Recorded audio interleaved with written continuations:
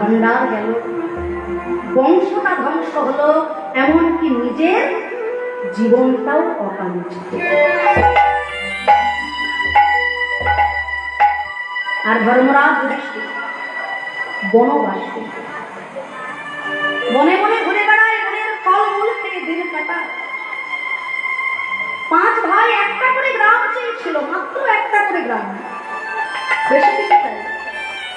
উত্তর এসেছিল কি বিনামধ্যে নাহিতে বসুতা ক্রমে দিন। যারা পথের ভিখারি, বনবাসী, কর্মের দ্বারা, ন্যায় নীতি নিষ্ঠার দ্বারা, কৃষ্ণ চরণে ভক্তির দ্বারা পথের ভিখারি থেকে রাজ সিংহাসন প্রাপ্ত করবে। এখান থেকে শিক্ষা নিতে হবে আমাদের সাধারণ মানুষকে। জীবনের ন্যায় নীতি নিষ্ঠা যদি সঠিক থাকে, জীবনের দিক যদি সঠিক থাকে, অনেকে বলে না আমার দশাটা খুব একটা ভালো চলছে না, এই রাহুর দশা, শনির দশা। শাস্ত্রে যে বলছেন जिनका दिशा खराब हो उनका ही दशा खराब होता है। যার জীবনের দিশাটা পরিবর্তন হয়, যার জীবনের দিশাটা খারাপ, তার দশা যতই পাথর করো না কেন কোনোদিন ভালো হবে। তাই তুমি পথের ভিখারি হলেও ন্যায় নীতি নিষ্ঠা যদি সঠিক থাকে, সত্যের পথ যদি অবলম্বন করতে পারো, ভক্তি যদি গোবিন্দ চরণে অটুট থাকে, পথের ভিখারি থেকে হবে রাজা। আর রাজা হয়ে কর্ম যদি সঠিক না থাকে, সত্য যদি অবলম্বন না করতে পারো, পথের ভিখারি হতে বাবা বেশি সময় লাগে। তাই মা আদেশ করলেন, আর মায়ের আদেশ ধার্য করে ব্রহ্মময় গৌর করে চললেন মধুময় ধাম বৃন্দাবনের পথে। নাচিতে নাচিতে গোরা করিল গমন, নাচিতে নাচিতে গোরা করিল গমন। অগ্রদীপ ধামে আসি দিল দর্শন, অগ্রদীপ ধামে আসি দিল দর্শন। বাহুবলী গোরা চাঁদ নাচিতে লাগিল, বাহুবলী গোরা চাঁদ নাচিতে লাগিল, বাহুবলী গোরা চাঁদ নাচিতে লাগিল। পদভারে অগ্রদীপ কাঁপিতে লাগিল, পদভারে অগ্রদীপ কাঁপিতে লাগিল। ভক্তগণ সঙ্গে নিয়ে ব্রজে যাওয়ার পথে মহাপ্রভু এলেন অগ্রদীপের মাটিতে। এই যেন নব বৃন্দাবন, কত সুন্দর পতিত পাবন সুরধনী গঙ্গা। সেই অগ্রদীপে আজকে একই ঘরের 3টে ছেলে, গোবিন্দ ঘোষ, মাধব ঘোষ, বাসুদেব ঘোষ, একসঙ্গে 3 ভাই চেপে এসেছে প্রভুর চরণে আশ্রয়। মহাপ্রভু বললেন, গোবিন্দ আজ তুমি থাকো আমার কাছে, তোমার 2 ভাই সংসারে ফিরে যা।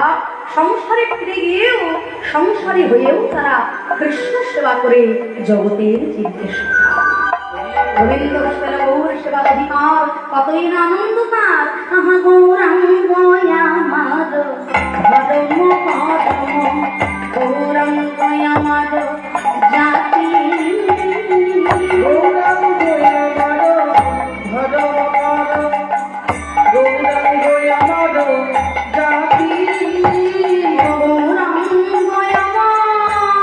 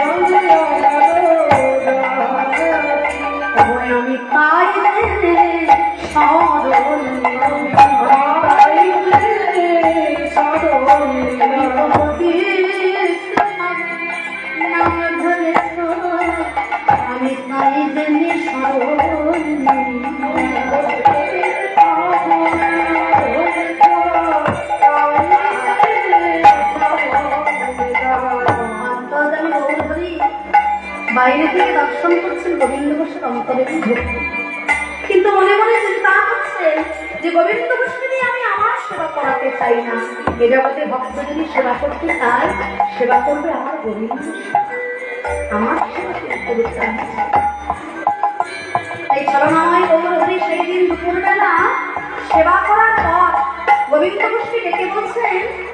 গোবিন্দ গোবিন্দ। প্রভু প্রভু আমি আজ্ঞা করো। গোবিন্দ আমার না একটু মুখশুদ্ধি সেবা করার ইচ্ছা হয়েছে, তুমি আমায় একটু মুখশুদ্ধি দিতে পারো? প্রভু আমি এক্ষুনি লিখছি। ছোট্ট ছোট্ট গোবিন্দ শব্দ দিতে বাসি একটি হরিতকি একজন ভক্ত গোবিন্দ আর সেই হরিতকি হাতে দিয়ে গোবিন্দকে মনে মনে চিন্তা করলেন, আগামী কালও যদি মহাপ্রভু আমার কাছে মুখশুদ্ধি চান দেব কিভাবে থাকি?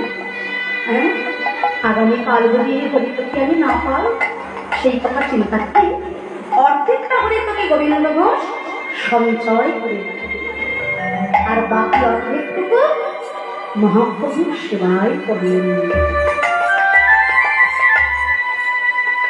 অন্তর্জামী গৌর হরি অন্তরে সেবা করতেন। আবার পরের দিন দুপুরবেলা সেবা করার পর প্রভু ছলনাময় গৌর হরি গোবিন্দকে সেবা করছেন। গোবিন্দ গোবিন্দ প্রভু প্রভু গোবিন্দ আজকে আমার একটু মুখশুদ্ধির সেবা করার ইচ্ছা হচ্ছে, তুমি আমার একটু মুখশুদ্ধি এনে দিবে? প্রভু তুমি বলেছ আর আমি দেব না, আমি এক্ষুনি এনে দিচ্ছি। আনন্দিত চিত্তে গোবিন্দ গতকালে রেখে দেওয়া সেই অর্ধেক চাকরিটুকু মহাপ্রভুর পদে তুলে দিলেন। আর সেই রেখে দেওয়া অর্ধেক চাকরিটুকু যেই না মহাপ্রভুর পরে তুলে দিলেন, গৌর হরি আমার গোবিন্দ গতকাল হরিতকি দিতে তোমার এত দেরি হলো, আর আজকে তুমি এত তাড়াতাড়ি কিভাবে দিলে? প্রভু আমি গতকাল যে হরিতকিটা এনেছিলাম সেখান থেকে অর্ধেকটা হরিতকি আজকের জন্য সঞ্চয় করে রেখেছিলাম। কি বলি তুমি না বলেছিলে আমি যদি কোনোদিনও সন্ন্যাসী হয়ে যাই অবিলম্বে তুমি আমার সঙ্গে সন্ন্যাস মন্ত্র দীক্ষিত হবে? এই তার নমুনা, যার হৃদয়ে এখনো সঞ্চয়ের বাসনা, সে কিনা হবে সন্ন্যাসী, সে কিনা নেবে সন্ন্যাস মন্ত্র দীক্ষা। তুমি কি জানো না? তুমি কি জানো না গোবিন্দ ঘোষ সন্ন্যাসীর নাহি হয় সঞ্চয়ের অধিকার। অতএব আমি তোমায় করিলাম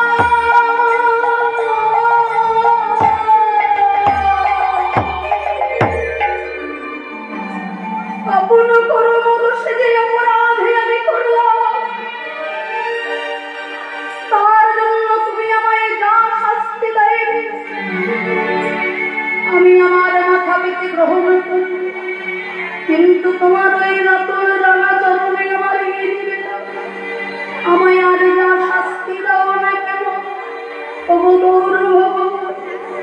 যেন চরণ ছাড়া করোনা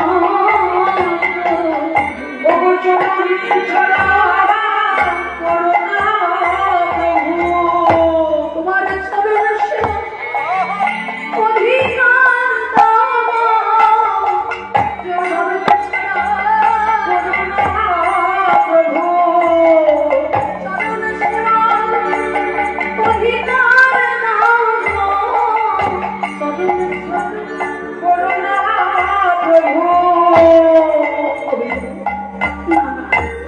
এভাবে কেউ না গোবিন্দ, তুমি যদি এমনি করে কাঁদো বৃন্দাবনে যাওয়ার পথ যে আমার পিছল হয়ে যাবে, আমায় তুমি আজ্ঞা দাও। ওগো সকল অপ্রতিমবাসী, আমার মা আমায় অনুমতি দিয়েছে, কিন্তু তোমরাও যে আমার কৃষ্ণ ভক্ত, তোমরা সবাই আমাকে আজ্ঞা করো, তোমরা সবাই আমাকে আশীর্বাদ করো। হে অপ্রতিমের সাধু বৈষ্ণব পণ্ডিত সমাজ, তোমরা সবাই আমাকে আশীর্বাদ করো। আমি যেন উভয় বৃন্দাবনে দর্শন করে রাধা গোবিন্দের চরণ সেবা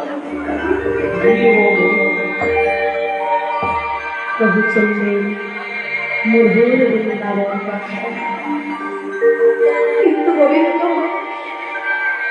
গৌর চরণ পেয়েও সে আজ বঞ্চিত চরণ হতে, তাই আজ তার কিছুই ভালো লাগে না। সারাটা রাত চোখের জলে গৌর গৌর বলে কেঁদে কাটিয়ে দিল। পরের দিন প্রভাতে উঠে গোবিন্দ ঘোষ চলেছে পতিব্রতা বলে সুরধনী গঙ্গা জলে স্নান করবে বলে মুখে তার গৌর নাম। শয়নে গৌর স্বপনে গৌর নয়নের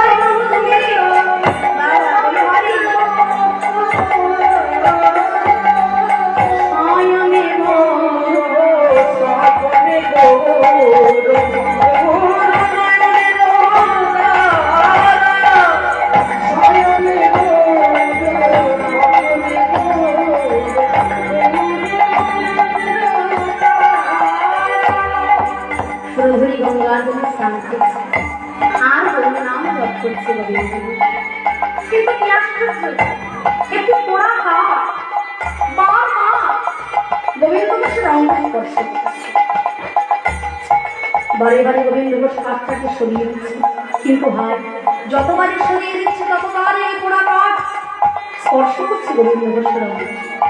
এইবার গোবিন্দ ঘোষ বিরক্ত হয়ে ওই পোড়া কাঠটিকে তুলে নিয়ে গঙ্গার তীরে পরক্ষণে আবার গঙ্গার জলে স্নান করে গৃহে ফিরছে। গৌরাঙ্গ মাইয়া দুটি বাহু তুলিয়া প্রেমানন্দে হওয়া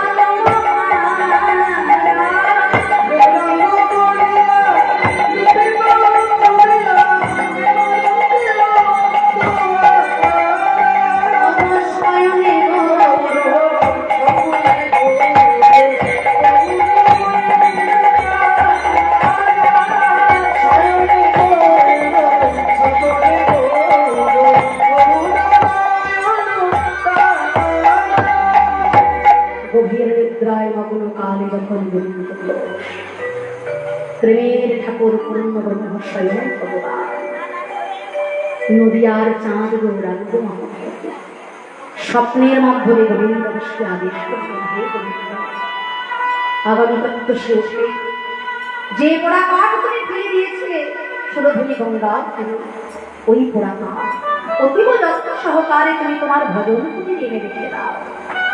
কৃষ্ণের যদি কোনোদিন ইচ্ছা হয়, কৃষ্ণের যদি কোনোদিন কৃপা হয়, আবারও তোমার সঙ্গে আমার মিলন হবে।